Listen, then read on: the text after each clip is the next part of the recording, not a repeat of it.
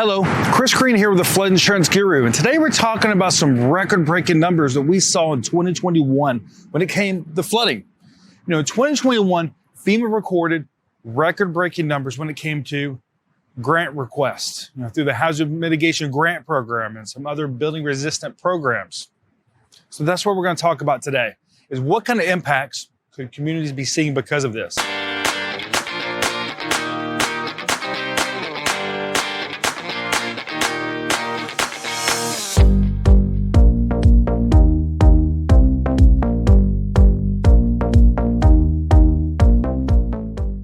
You know, in 2021, the country saw a lot more flooding than it has in the past. As a result, FEMA saw record-breaking numbers when it came to requests for grant money through either the Hazard Mitigation Grant Program or through the Building Resistance and Community Program. So what does this mean for these local communities? Does it mean flooding chances are going to reduce? Does it mean the chances of a property being bought out for green space like you can see here behind us? Is that going to increase? Very well could. You see, what this may mean is that communities are seeing flooding frequency increasing. As a result, they're trying to do a better job of protecting their communities. You know, some of these grant programs can go a long way in doing that. You know, drainage systems, redirecting water, minimizing the impact that water may have on a community as land is developed. These are all things that could happen as they try to mitigate the risk.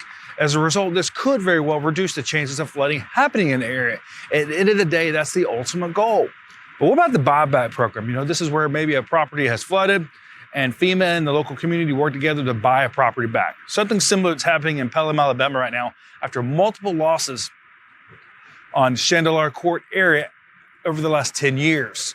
You know, a buyback program also happened in Atlanta, Georgia after 2009, where a lot of properties were bought back by the government with part of this Hazard Mitigation Grant Program. So you very well could see the development of more buybacks happening, creating more green space and protecting more areas. So these are definitely two things we could see as a result of these record-breaking numbers in 2021 when it came to flood events and the request for grant mitigation funds.